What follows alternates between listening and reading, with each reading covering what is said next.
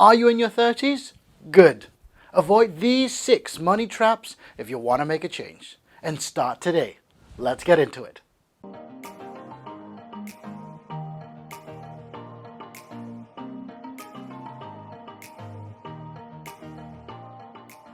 Hey, what's up you guys? Lukas here from excelwealth.com.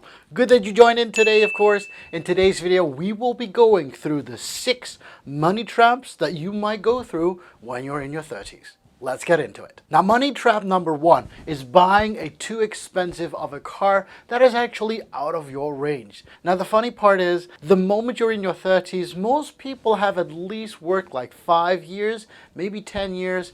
And if you really started early in your career working without going to university or college, you might be working for 15 years or so. So what happens is that you have a little bit more budget, you've been living together with a spouse, maybe with a life partner, and what happens is you've got slightly more money on the bank account each month. Now, what happens very often is that I see that so many people buy actually a too expensive car.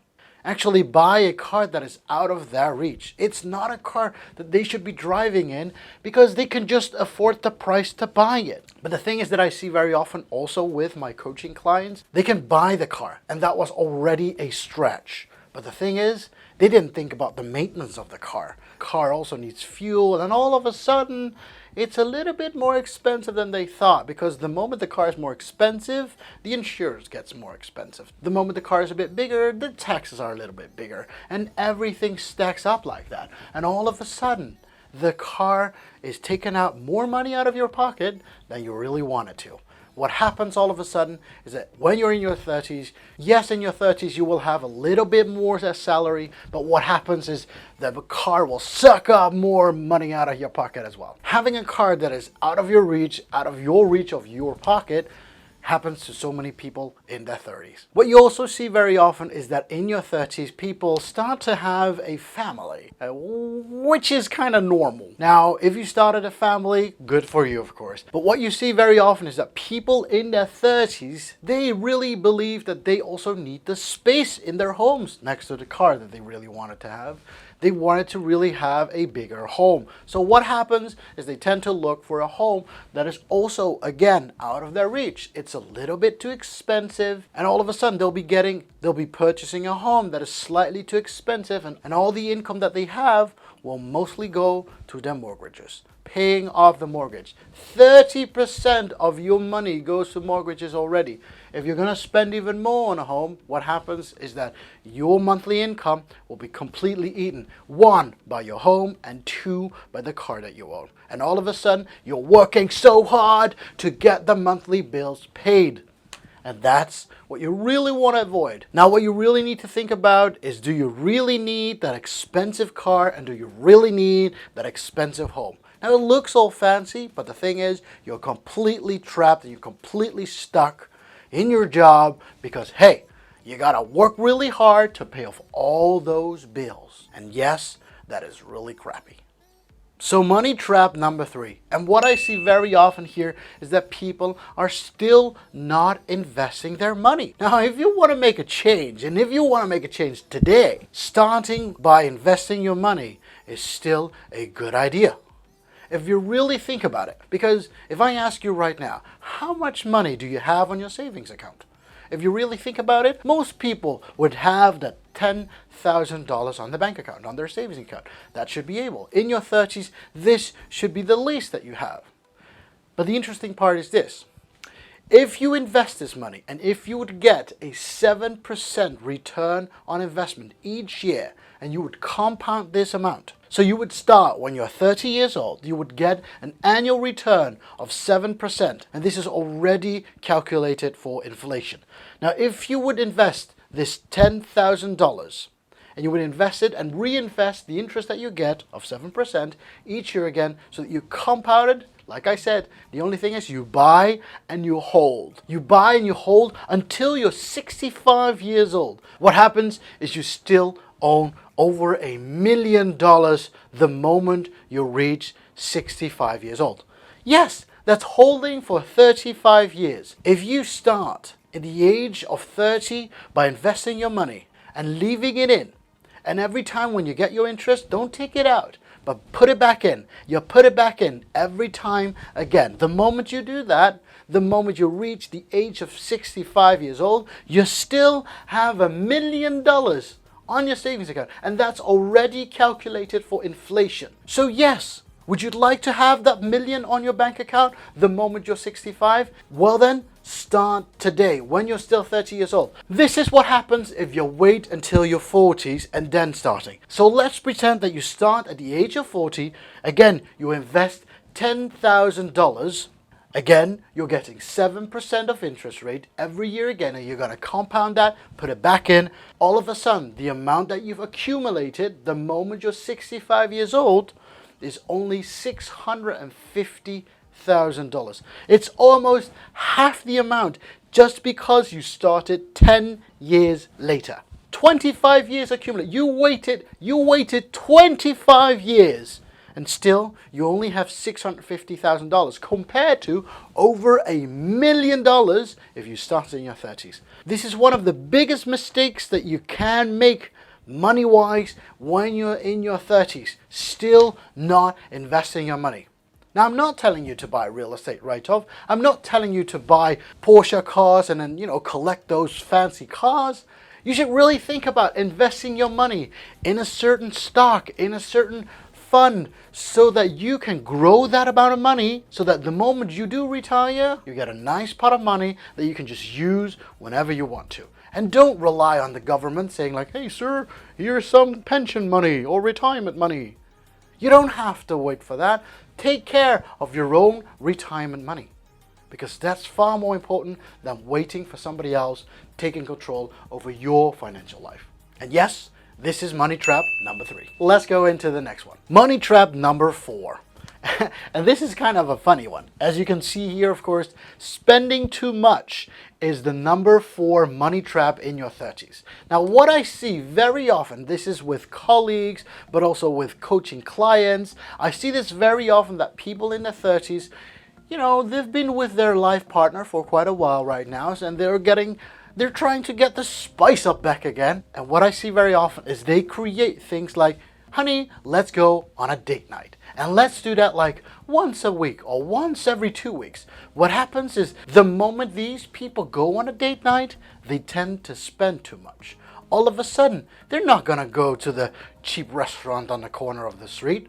No, they're going to go to the fancy 1 Michelin star restaurant. Because hey, it's date night and let's spend a little bit of money because we earned it. We worked so hard for the money, so yes, we can tap ourselves on the shoulder and say, honey, let's take that bottle of wine. Well, I'll tell you this, if you want to make a financial decision, if you want to make a financial change, then buying that expensive bottle of wine of a $50 or $100 is not going to change your lives, but it is taking a lot of money out of your pocket. So think about it. You're spending far too much. Instead of going to the H&M buying a certain cheap shirt, like I have very often, what happens is that these people are like, you know what, we'll buy a more expensive shirt because hey, we've got the money to spend. This is what happens all the time.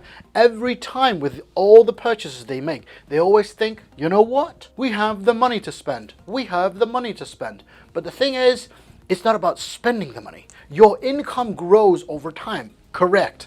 But your spending grows along with it. And this is the problem. You spend too much. And because of the reason you're spending too much, what happens is in the end, at the end of the month, you still have no money left, completely empty. And then again, you have no money to invest. So the moment you understand this, you're like, hey, where's my money? At the end, I'm still broke. And this is what happens to so many people in their 30s. So take care of this. Let's go to number 5. Money trap number 5 is, of course, as you can see, having no financial goals. And this actually relates up to all the previous points that you see on the board. Because what happens so often is because you don't have a financial goal with your life, you're actually just floating around like a boat on the sea. So it's like a boat on a lake. You have no goal, there's nothing to go towards, you're just spending the money that you get, and that's how you go by life. You're not investing anything. It's because you have no financial goal, you don't know how much you can spend. You don't know how much you can buy into a car. You don't know how much money goes into your home. The only thing you know is by the end of the month, there's no money left. Now, this is one of the things as well. I wrote the word down, life partner, because you may be the person thinking about money and thinking about focusing, what would I like to get? But what I see very often, and also with my coaching clients, is that I see so many people, they've never taken along their life partner in their financial decisions. And what happens is that, hey, if you want to grow together, you've got to work together as well. But what happens in financial goals is one of the two people in a relationship always takes care of the finances. This is what I see very often. Are you discussing your ideas about finances with your life partner? Are you also discussing your family issues with your life partner? It's very important to do things together if you want to grow far. Now, people might be thinking, you don't have to discuss everything, and that's correct. But you really have to think about it like this. If you want to do it fast, do it alone. If you want to go far, do it together. There's a reason why you've gotten a life partner. You want to go far ahead into the future together. This is why you have to have financial goals, and people have to line up with you. Your life partner, and of course your family. If it doesn't line up, somebody will be spending too much here. Now, money trap number 6 is, of course, having a job and completely being stuck in your job. And like I wrote down, having no growth. What happens very often, and this is what I see very often as well, most of my clients are in this situation. They actually realize that they're stuck in their jobs, there's no growth anymore, there's no ambitions, and there's no future for them in this job anymore. This is how I get most of my clients who are stuck in their jobs and think, Lucas, I know that you can help me out, please help me out, I don't know what's wrong. And all of a sudden, it all starts with this, being in a job, completely stuck, not knowing what to do, and all of a sudden we pull that box open and there are all kinds of scary things coming out of that box. Like my life partner and I, we don't have any financial goals. We spend too much, we don't have any money left at the end of the month. We have never thought about investing our money. We live in a too expensive of a home. It's nice and spacious, we love it there, but it's actually a little bit too expensive. And of course the car that we own, it's taking too much money out of our pocket. And it all started here because I'm stuck in my job and I don't know how to grow anymore. Well, I'll tell you this, there are solutions, but the solution lies within you. Really think about it, because in the end, in your 30s, you're in the prime of your life. Anything you want to do can happen. If you want to go bungee jump, you can do that. If you want to go jump from a plane, you can do that, of course, with a parachute. Because you're in your 30s, do that. So same goes for your job. Don't be stuck to your job. Your job is just one of those streams of income that get the money in your pocket. Take care of this. Take care of your job. You might love your job. I get that.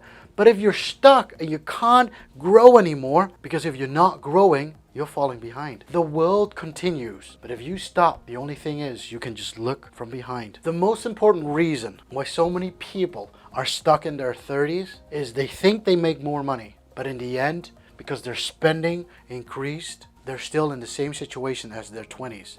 But now they have more responsibilities. They have a family to take care of.